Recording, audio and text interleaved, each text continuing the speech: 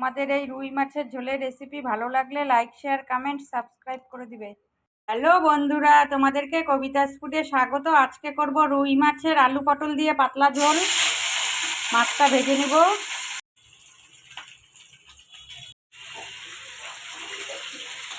মাছগুলো ভাজা হয়ে গেছে, নামিয়ে নেব। জিরা ফোড়ন দিয়ে দিচ্ছি, টমেটো, পটল, ক্যাপসিকাম, আলু, কাঁচা লঙ্কা,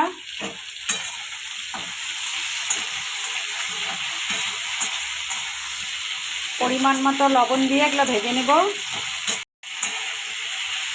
এরকম আদা বাটা দিয়ে দিচ্ছি, হাফ চামচ জিরার গুঁড়ো, হলুদের গুঁড়ো,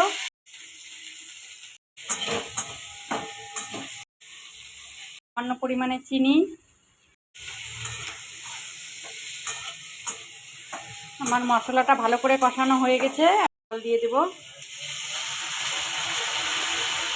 আজকে রুই মাছের ঝোল পাতলা করেছি। ভেজে রাখা মাছটা দিয়ে দিয়েছি।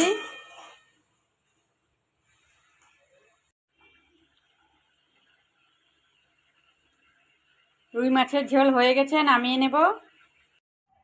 রুই মাছের ঝোল একটা ডিশে নিয়ে বেশি মশলা দিয়ে খেতে ভালোও লাগে না, এরকম পাতলা মাছের ঝোল খেতে কিন্তু খুব ভালো লাগে। আর তোমাদের এই রেসিপি ভালো লাগলে লাইক শেয়ার কমেন্ট সাবস্ক্রাইব করে দিবে।